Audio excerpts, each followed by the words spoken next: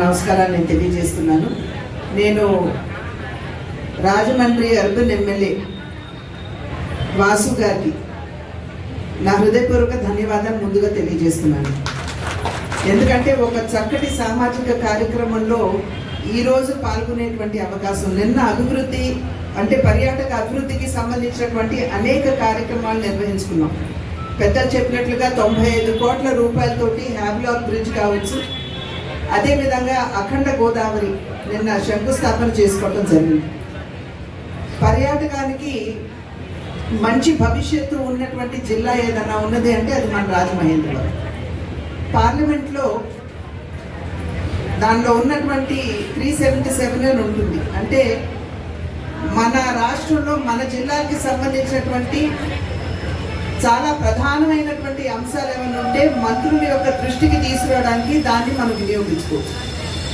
ఆ అంశాన్ని వినియోగించుకుంటా నేను రాజమహేంద్రవరాన్ని ఒక కల్చరల్ హెరిటేజ్ జిల్లాగా, అందులోనూ రాజమహేంద్రవరాన్ని ఒక కల్చరల్ రిలీజియస్ టౌన్గా గుర్తించమని చెప్పి నేను ఆనాడు గజేంద్ర సింగ్ షెకావత్ గారిని కోరడం జరిగింది.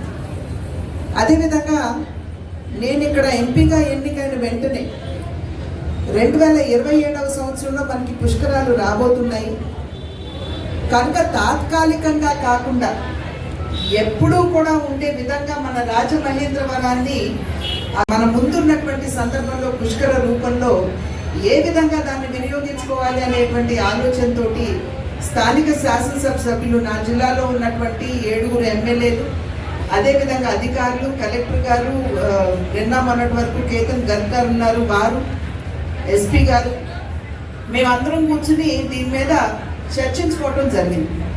చర్చించుకున్న తర్వాత ఖచ్చితంగా హ్యావ్లాక్ బ్రిడ్జ్ని మనం ఏదైతే ఇన్ని సంవత్సరాలుగా 1897వ సంవత్సరంలో ఆ హ్యావ్లాక్ బ్రిడ్జ్ నిర్మాణం ప్రారంభమైతే 1900వ సంవత్సరంలో దాన్ని కంప్లీట్ చేసుకోవడం జరిగింది.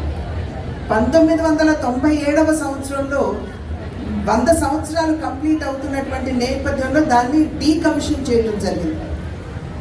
అది మాత్రమే కాకుండా గొప్ప చరిత్ర ఉన్నది. ప్రపంచ యుద్ధం 1 కావచ్చు, 2 కావచ్చు, ఇది కోల్కతా చెన్నై రైలు మార్గంలో ఉన్నటువంటి సందర్భంలో దీన్ని అత్యధికంగా వినియోగించేవారు.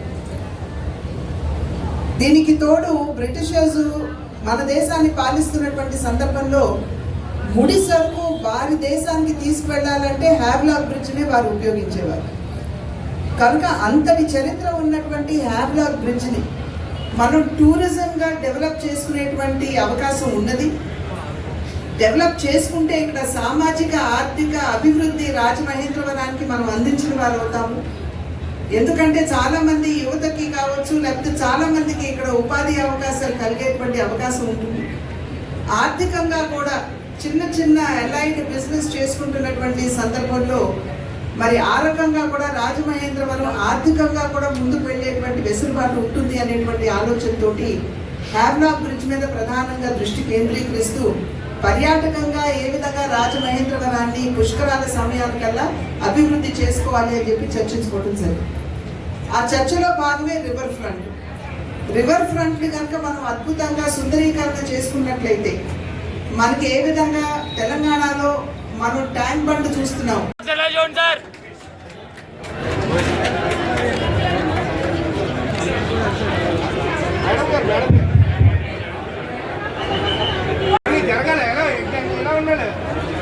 వైడ్